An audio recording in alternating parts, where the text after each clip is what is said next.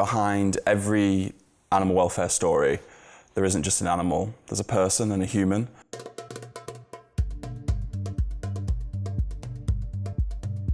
The behaviour change strategies that tend to focus on making people feel like they've made bad choices are often the ones that don't work very well. I know if somebody was pointing at me, you know, all sorts of barriers would immediately come up. Well, why should I? You know, you haven't helped me learn anything, you haven't helped me grow, you haven't helped me learn that I could be doing something better. If someone makes us feel bad about ourselves, then we actually hold on to our beliefs much more strongly.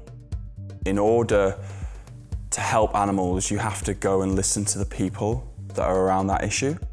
So it's the behaviour you're trying to change, it's not the individual. No individual is inherently bad. That behaviour makes sense to them.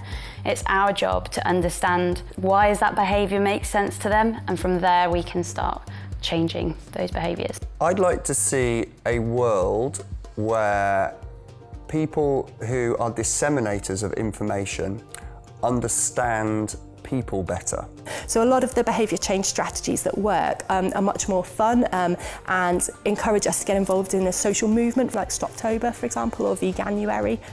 One of the ways that I use human behaviour change in my work is very much about trying to get people to come to their own answers.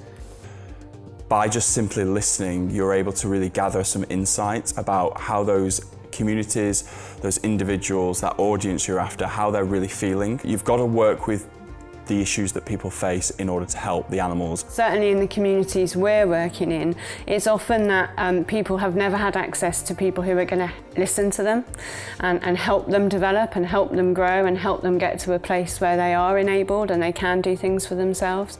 Maybe some of the thing about human behaviour change is giving people the opportunity to actually tell their story, to be listened to for the first time maybe.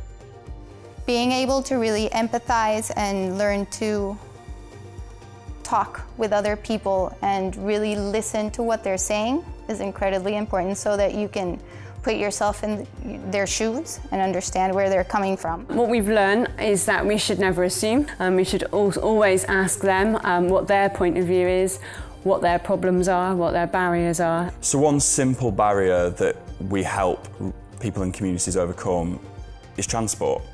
By just simply providing that link between the resident and the vet, and it brings you both to a middle ground that benefits both people and animals. You always need to question, and that's the biggest thing for me, just keep questioning and never assume. The behaviour they're doing makes sense to them, and it's our job to understand why that behaviour makes sense to them and to tap into that.